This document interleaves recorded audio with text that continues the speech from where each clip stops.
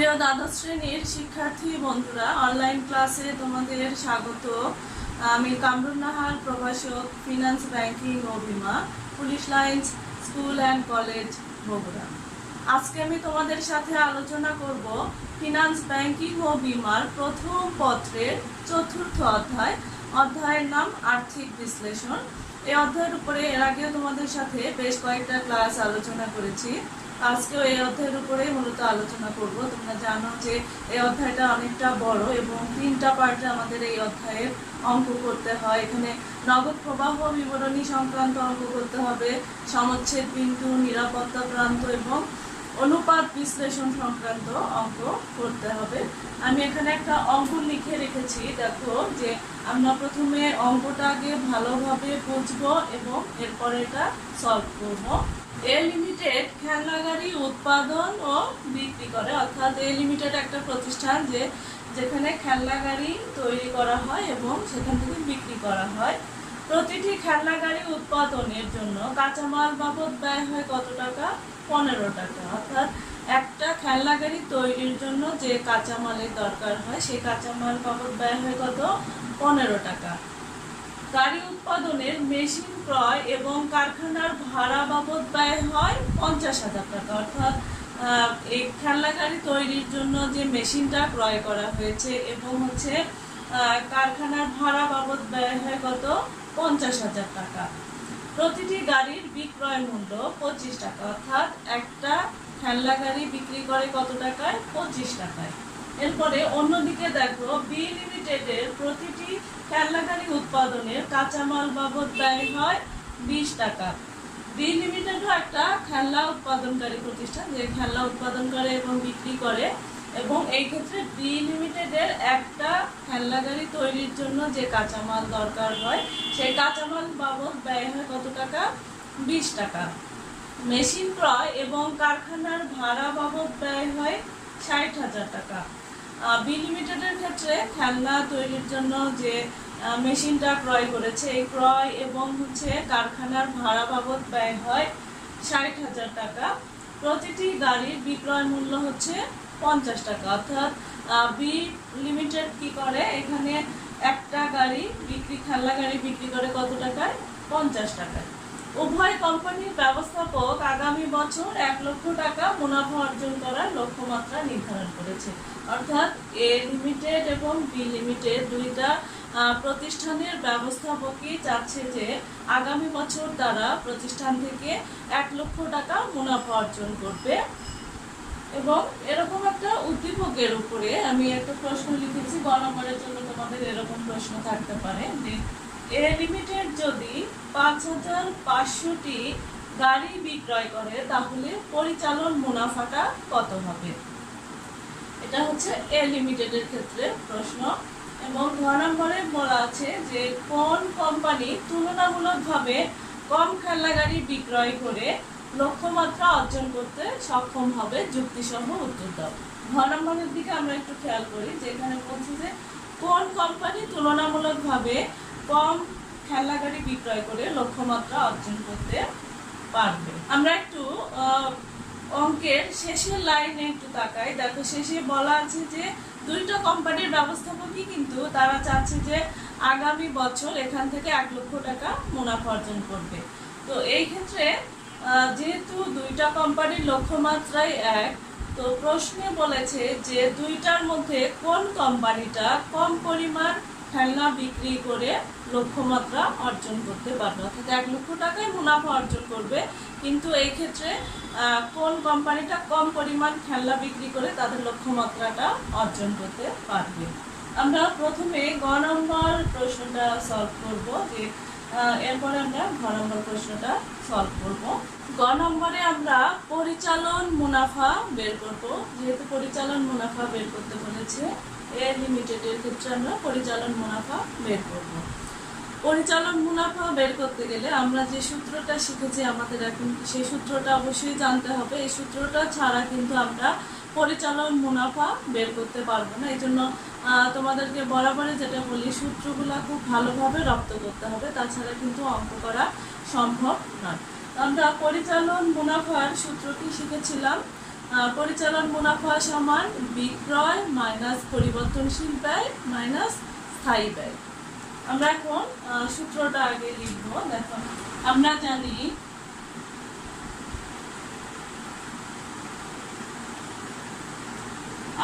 জানি পরিচালন মুনাফা সমান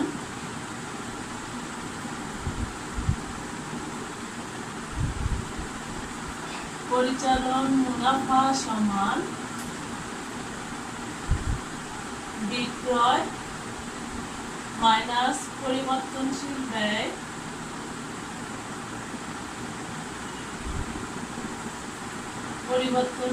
ব্যয় মাইনাস স্থায়ী ব্যয়।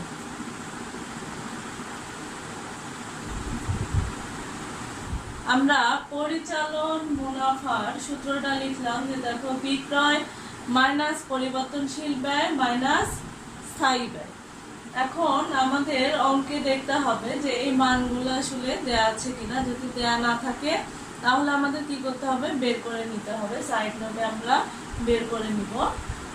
যেহেতু গ নম্বরে এ লিমিটেডের কথা বলেছে, আমরা তাহলে এ লিমিটেডের দিকে তাকাবো। যে এ লিমিটেড খেলনা গাড়ি উৎপাদন এবং বিক্রি করে। এখানে কাঁচামাল বাবদ ব্যয় হয় 15 টাকা, গাড়ি উৎপাদনের মেশিন ক্রয় এবং কারখানার ভাড়া বাবদ ব্যয় হয় 50,000 টাকা। প্রতিটি গাড়ির বিক্রয় মূল্য হচ্ছে 25 টাকা। এই পর্যন্ত হচ্ছে এ লিমিটেডের ক্ষেত্রে আমাদের তথ্য। এখন আমাদের পরিচালন মুনাফা বের করতে লাগবে বিক্রয় মাইনাস পরিবর্তনশীল ব্যয় মাইনাস স্থায়ী ব্যয়। তাহলে বিক্রয় লাগবে। এখানে কিন্তু বিক্রয় অর্থাৎ টোটাল বিক্রয় কত, সেই বিক্রয়ের পরিমাণ কত সেটা কিন্তু দেয়া নেই। এখানে দেয়া আছে প্রতিটি গাড়ির বিক্রয় মূল্য, অর্থাৎ একটা গাড়ির বিক্রয় মূল্য দেয়া আছে, সেটা কিন্তু আমাদের এখানে বসবে না। বিক্রয় অর্থ বোঝাচ্ছে যে আমার টোটাল বিক্রয়ের পরিমাণ কত, অর্থাৎ এই প্রতিষ্ঠানের ক্ষেত্রে টোটাল বিক্রয়টা কত। পরিবর্তনশীল ব্যয়ের ক্ষেত্রেও একই বিষয়, যে পরিবর্তনশীল ব্যয় অর্থ কিন্তু একক প্রতি পরিবর্তনশীল ব্যয় না। এখানে পরিবর্তনশীল ব্যয় অর্থ বোঝাচ্ছে যে এখানে টোটাল, অর্থাৎ খেলনা তৈরিতে যে টোটাল পরিবর্তনশীল ব্যয়টা হয়েছে সেইটা আমাদের এখানে লাগবে। স্থায়ী ব্যয়ের ক্ষেত্রেও একই বিষয়। আমাদের এখন এগুলা বের করে নিতে হবে। তো আমরা প্রথমে বিক্রয়ের পরিমাণটা আগে বের করে নিই সাইড নোটে।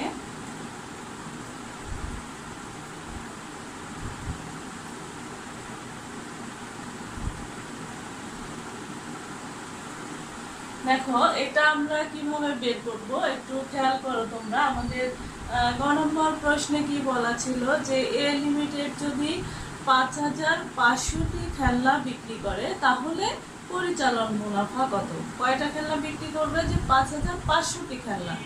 এবং অঙ্কে দেওয়া আছে এখানে দেখো যে প্রতিটি গাড়ির বিক্রয় মূল্য হচ্ছে 25 টাকা। তাহলে একটা গাড়ির বিক্রয় মূল্য দেওয়া আছে 25 টাকা। তাহলে 5,500টা খেলনা বিক্রি করলে আমাদের টোটাল কত টাকা আসবে, এটা যদি বের করার জন্য আমি এই 5,500টা খেলনার যদি 25 দিয়ে গুণ দেই তাহলে কিন্তু আমাদের মোট বিক্রয়ের পরিমাণ বের হয়ে আসবে। আমি আবারও একটু বলছি, একটু ভালোভাবে খেয়াল করো। যে যেহেতু বলেছে যে 5,500টি খেলনা বিক্রি করলে পরিচালন মুনাফা কত, খেলনা বিক্রি করেছে কতটি, 5,500টি। এবং হচ্ছে আমাদের এখানে অঙ্কের তথ্যে দেওয়া আছে একটা খেলনা গাড়ির বিক্রয় মূল্য। তাহলে 5,500 সাথে আমি যদি একটা খেলনা গাড়ির বিক্রয় মূল্য গুণ দিয়ে দেই তাহলে কিন্তু আমার টোটাল বিক্রয়টা কত সেটা বের হয়ে আসবে। 5,500 গুণ 25 আমাদের ক্যালকুলেশন করলে আসবে 5,500 গুণ 25 1,37,500 1,37,500 টাকা আমাদের মোট বিক্রয়ের পরিমাণ বের হয়ে আসলো। এখন আমাদের বের করতে হবে পরিবর্তনশীল ব্যয়। পরিবর্তনশীল ব্যয়টা, এটার সংজ্ঞা আমরা শিখেছি যে ব্যয়টা কি উৎপাদনের পরিমাণ বাড়া বা কমার ফলে যে ব্যয়টা বাড়ে বা কমে তাকে বলে হচ্ছে পরিবর্তনশীল ব্যয়। পরিবর্তনশীল ব্যয়, আমরা প্রশ্নটাই আবার খেয়াল করি যে হচ্ছে 5,500টি খেলনা বিক্রয়ের কথা বলা হয়েছে। তাহলে 5,500টা খেলনা তৈরির জন্য ওই পরিমাণ কি কাঁচামাল লেগেছে, তো কাঁচামালটা হচ্ছে পরিবর্তনশীল ব্যয়ের মধ্যে পড়ে। এই জন্য তাহলে 5,500টি খেলনার সাথে আমি যদি আমাদের অঙ্কে তথ্যে দেওয়া আছে যে একটা খেলনা তৈরির জন্য কাঁচামাল বাবদ ব্যয় হয় কত টাকা, 15 টাকা। এর সাথে যদি আমি 15 গুণ দেই তাহলে কিন্তু আমাদের পরিবর্তনশীল ব্যয় বের হয়ে আসবে। তাহলে আমরা পরিবর্তনশীল ব্যয়টাও বের করে নিব। পরিবর্তনশীল ব্যয়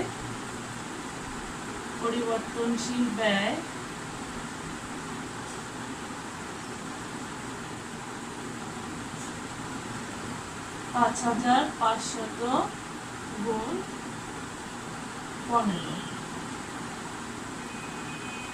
আমাদের আসে গুণ 15 82,500 টাকা।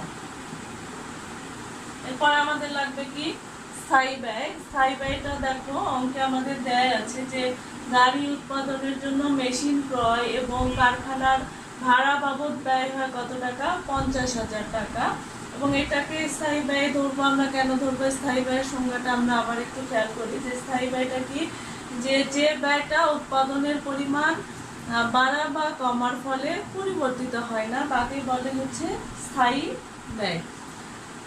যেমন গাড়ি উৎপাদনের জন্য মেশিন ক্রয় করেছে এবং কারখানার ভাড়া বাবদ ব্যয় হয়েছে কত টাকা, 50,000 টাকা। এই ক্ষেত্রে আমরা একটা খেলনা তৈরি করি বা 10টা খেলনা তৈরি করি বা 100টা খেলনা তৈরি করি, আমাদের কিন্তু মেশিনটা ক্রয় করতেই হবে এবং হচ্ছে কারখানার যে ভাড়াটা, একটা কারখানা যে ভাড়া নিয়েছে সেটার ভাড়া কিন্তু প্রদান করতেই হবে। এটা কিন্তু দেখো যে উৎপাদনের পরিমাণ হ্রাস বা বৃদ্ধির ফলে কিন্তু বৃদ্ধি পাবে না, এই জন্য এটাকে স্থায়ী ব্যয় বলে। এবং আমাদের স্থায়ী ব্যয় আসবে হচ্ছে 50,000 টাকা।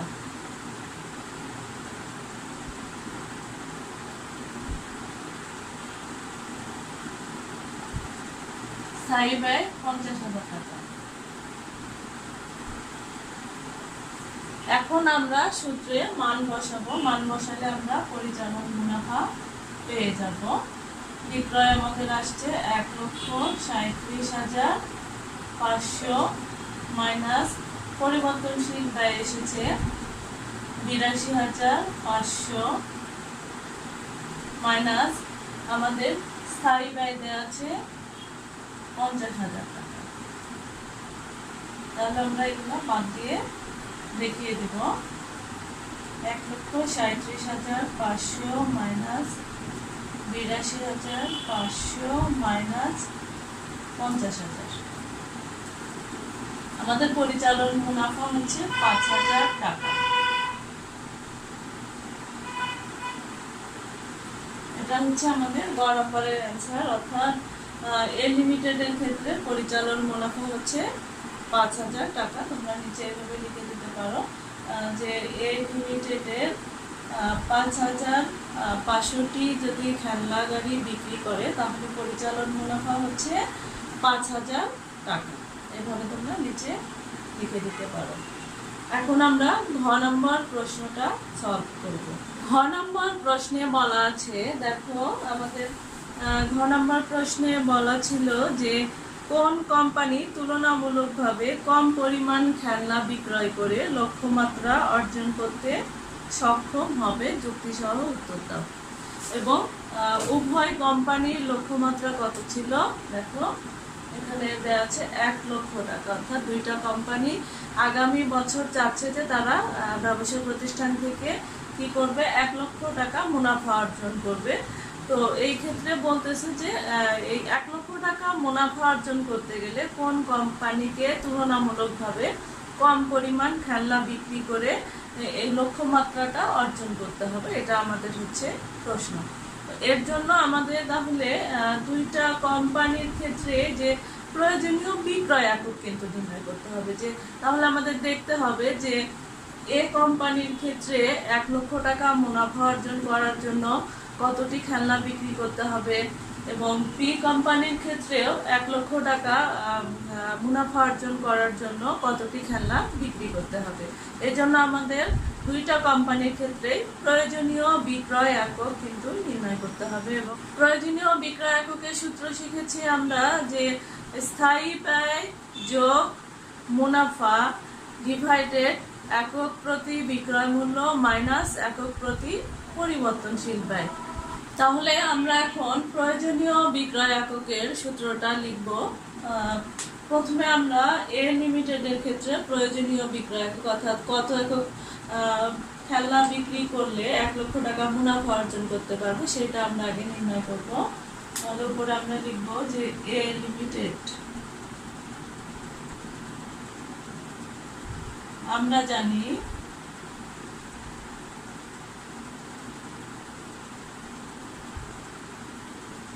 জানি প্রয়োজনীয় বিক্রয়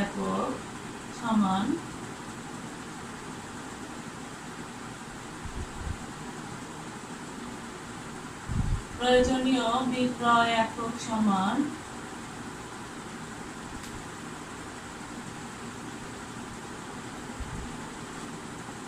স্থায়ী ব্যয় যোগ মুনাফা ডিভাইডেড একক প্রতি বিক্রয়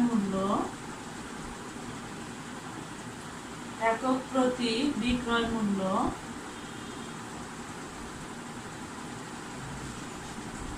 মাইনাস একক প্রতি পরিবর্তনশীল ব্যয়।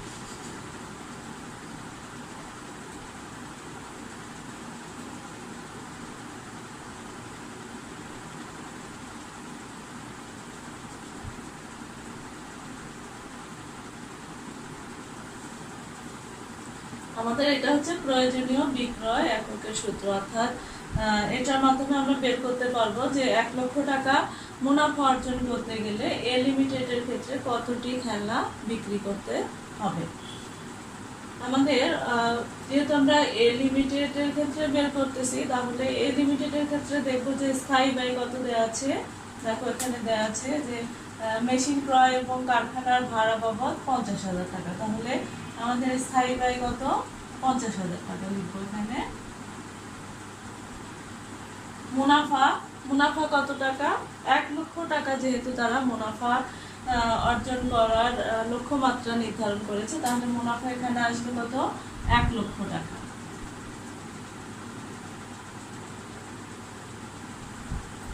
এবং আমাদের লাগবে একক প্রতি বিক্রয় মূল্য। একক প্রতি বিক্রয় মূল্য এখানে দেওয়া আছে, দেখো যে প্রতিটি গাড়ির বিক্রয় মূল্য আছে 25 টাকা। তাহলে আমাদের হচ্ছে একক প্রতি বিক্রয় মূল্য হচ্ছে 25 টাকা মাইনাস একক প্রতি পরিবর্তনশীল ব্যয়। পরিবর্তনশীল ব্যয়টাও দেওয়া আছে যে প্রত্যেকটি খেলনা গাড়ি উৎপাদনের কাঁচামাল বাবদ ব্যয় হয় 15 টাকা। তাহলে আমাদের একক প্রতি পরিবর্তনশীল ব্যয় হচ্ছে 15 টাকা।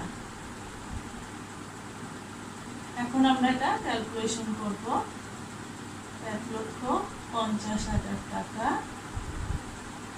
ভাগ হচ্ছে 10। তাহলে আমাদের হচ্ছে ভাগ দিলে আসতেছে 15,000।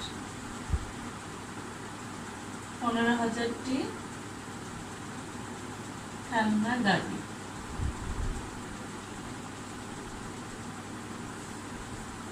দেখো তাহলে আমরা কিন্তু অ্যান্সার পেয়ে গেলাম।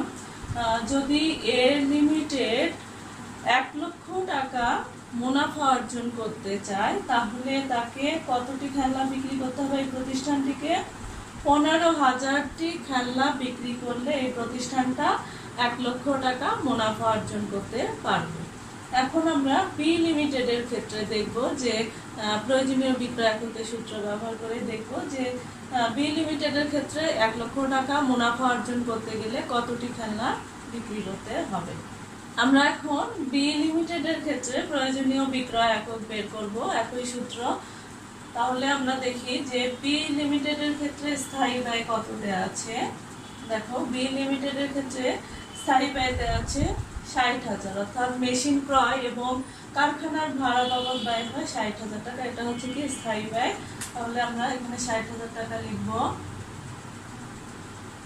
মুনাফা, যেহেতু দুইটা প্রতিষ্ঠানের মুনাফার অর্থাৎ একই পরিমাণ লক্ষ্যমাত্রা নির্ধারণ করেছে 1 লক্ষ টাকা, তাহলে আমরা এখানে মুনাফা লিখবো 1 লক্ষ টাকা।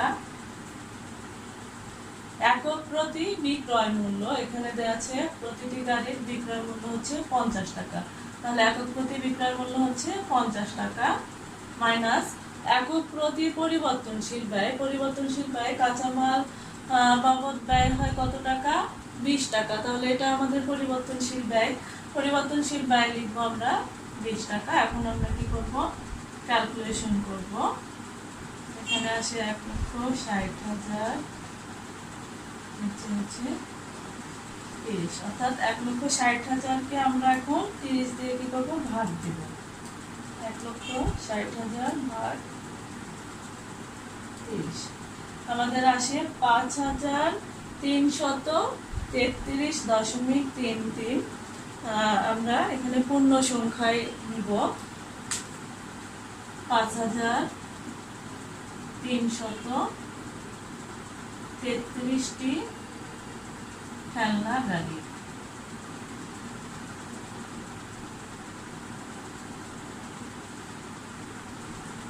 তাহলে আমরা কি দেখতে পাচ্ছি যে বি লিমিটেডের ক্ষেত্রে 1 লক্ষ টাকা যদি মুনাফা অর্জন করতে চায়, তাহলে বি লিমিটেডকে 5,333টি খেলনা গাড়ি বিক্রি করতে হবে।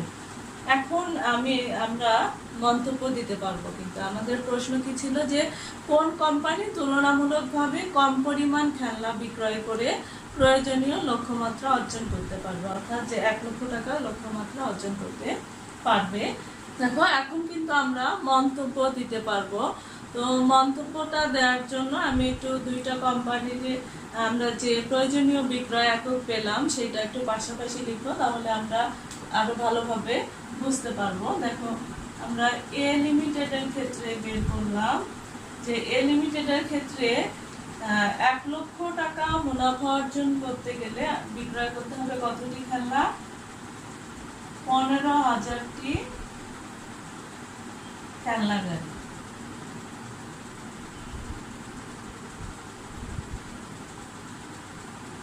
অন্যদিকে এই 1 লক্ষ টাকা মুনাফা অর্জন করার জন্য বি লিমিটেডকে কতটি খেলনা গাড়ি বিক্রয় করতে হচ্ছে আমরা বের করলাম। 5,333টি খেলনা গাড়ি।